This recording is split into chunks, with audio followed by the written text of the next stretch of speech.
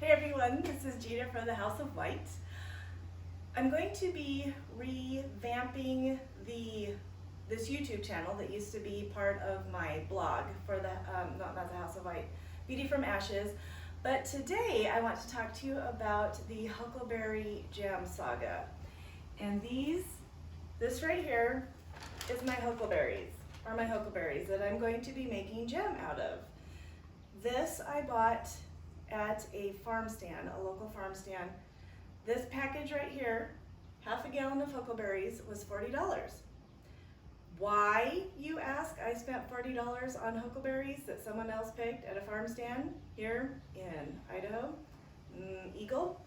I'm going to tell you a story, and I hope you find it as humorous as I do because I think it's pretty hysterical. So, last fall, I had reached on Instagram 10,000 followers, and I thought that was pretty cool. And I thought that I would do a giveaway in appreciation for people getting me to 10,000 followers. And I thought the most excellent giveaway I could do in my mind was to make some huckleberry jam and buy some things locally that have to do with huckleberry. There's huckleberry, I think they're called Huckleberry Gems. So it's marshmallow, huckleberry flavored marshmallows in chocolate that our candy store here in town does. What's Candy Store? I know Candy Store, something like that. So I wanted to do that as a giveaway, as appreciation. And so late August, early September, I don't know, sometime in the fall, when huckleberry season is just coming to its end, my family and I took our first ever, just the four of us, vacation.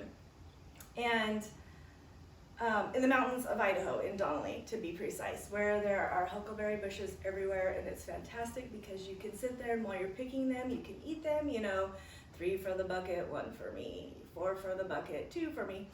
So I thought, perfect, I'm up here in the mountains, I don't have to make a special trip, I can pick all the huckleberries I want, awesome.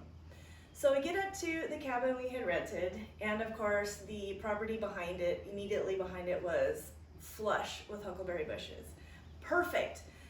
The sad thing was, it was at the end of the season, and so the huckleberries were kind of pithy and really dry, and there weren't a lot, but I thought, you know what, I can get enough to make a small batch. This is perfect.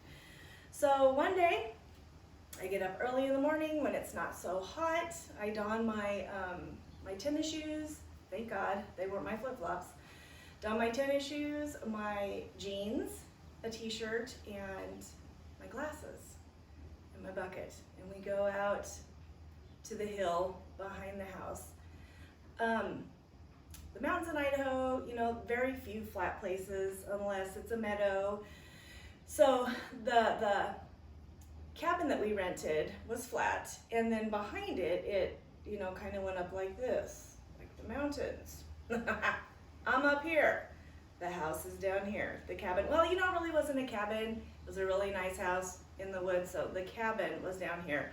I'm up here, and I start picking huckleberries. Picking, finding some, eating some. So I go over where there's a lot of huckleberries. And huckleberry bushes, if you're standing flat, come up to here on me.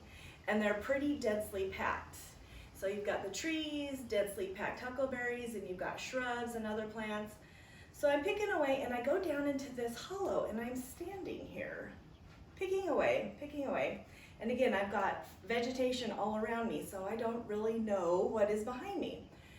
And all of a sudden, I feel a very sharp sensation right here. I don't know if you can see that, right here.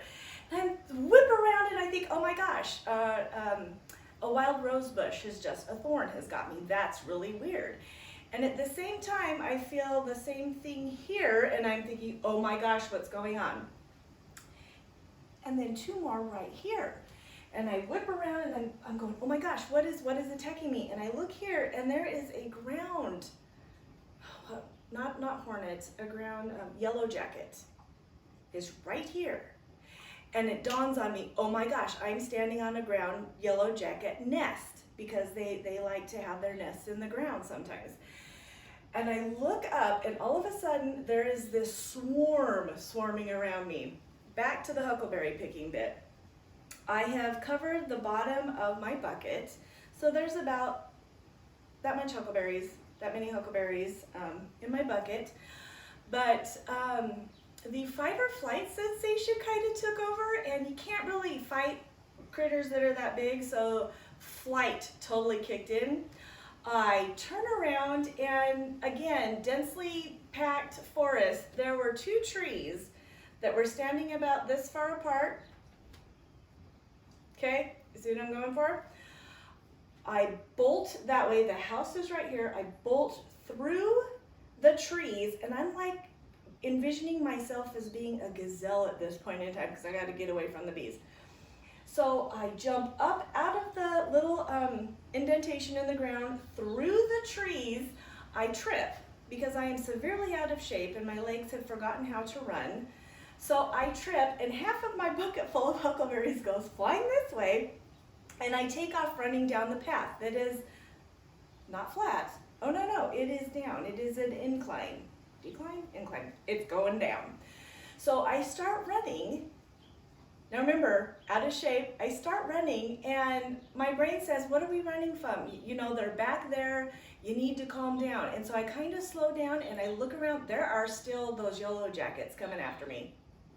Not yellow jackets. Anyway, mean, evil, stinging creatures are still coming after me. So I start running even harder, and I kick it into high gear. And you know, sometimes when you're running, especially if you're an old out of shape chick like me, and you're running down, and your legs are here, and your body starts to go a little bit forward, and you start thinking, I'm going to bite it. I'm going to fall and break my neck, and things will be bad. And I start to panic, and then all of a sudden my feet catch up with my torso, and we're running like crazy again. And then it comes to another place where the incline or decline starts to go down even more, and again my torso starts to outrun my legs, and I'm running, trying to catch up with my torso, and all of a sudden I knew I was going to fall, and so I went, okay, I'm going to fall. And for some reason, I don't know if this was God, probably was God, or just my natural inclination to save myself, I go flying through the air. Huckleberry bucket goes flying this way, and I go flying through the air, and as I go through the air, seriously, there was about a 5-foot gap between my last step and where I ended up being. Flying through the air, and I land on my side, and as I bump, my glasses go flying that way, hit my head, so I've got scratches all over this side of my face, and I skid to a stop, and I automatically get up, because remember, these flying evil things are still after me. And of course, there's another decline going down into the house, and I kind of stumble down there, and I am exhausted. So what felt to me like 15 hours was actually probably more like 10 seconds from huckleberry picking, biting place to where I am quivering, a quivering heap on the dirt over here. So I stumble down the hill, and as I stumble down, of course, I tested gravity because I'm the gravity tester in the house, and I skid down and I land on my back like this, and I just kind of lay there because I'm done. And then all of a sudden I see flying things over me, and I thought, oh my gosh, I gotta get up because they're still with me. So I hop up, and I go staggering into the cabin, and I open the door like a crazed lunatic, because at that time I felt like a crazed lunatic, right? So I open the door, and I hop in the house, and Colton's sitting here, and Greg's over there, and both of them said, oh my gosh, what happened to you? I said, I got stung by, oh, see, this is totally ruining the story, because yellow jackets. Yes, I got stung by ground yellow jackets. And so Greg says, why are you wearing the forest floor? And so I briefly told them what was going on. And in the middle of briefly telling them my episode that I just had, Greg says, oh my gosh, you have brought them in with you. Sure enough, stuck to my back, clinging to my back, were 3 more of these stupid, jerky yellow jackets. So he says, go to the bathroom. So I go to the bathroom. He's following me down the hall, swiping them off. I'm like, oh my gosh, so I just got stung by yellow jackets, and I'm getting beat up by my husband. Just kidding. So he shoves me in the bathroom, says you need to take a shower and try and get some water on the bites and stuff. So while I'm in the shower, I hear what I think is someone doing demolition on a cabin that does not belong to us, because he is trying to kill these angry yellow jackets that are trying to eat me alive. And so I hear from the bathroom, in this house that does not belong to us, my husband taking a towel and hitting it on the mirror trying to get the yellow jackets. Anyway, after that, the bites were huge. I was told by my doctor when I came into town that unlike other things that if you get exposed to it a lot, you build up an immunity to them. Not so with the black and yellow stinging things. A lot of times some people get more allergic to them. And so I used to want to keep bees. Now I don't know if I can because I would need an EpiPen and they're like $400. So anyway, just huge. My body reacted in a very bad way. I got huge welts and it was feverish, and the itch, oh my gosh, drove me crazy. So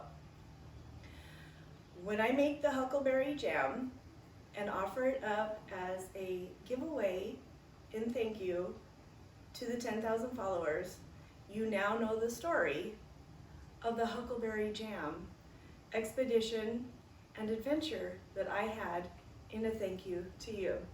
Anyway, I hope that you found that funny. I did. I think it's hysterical because I see everything in cartoon in my brain. But yes, huckleberry jam is being made today from my $40 bag of huckleberries. Have a good day, everybody.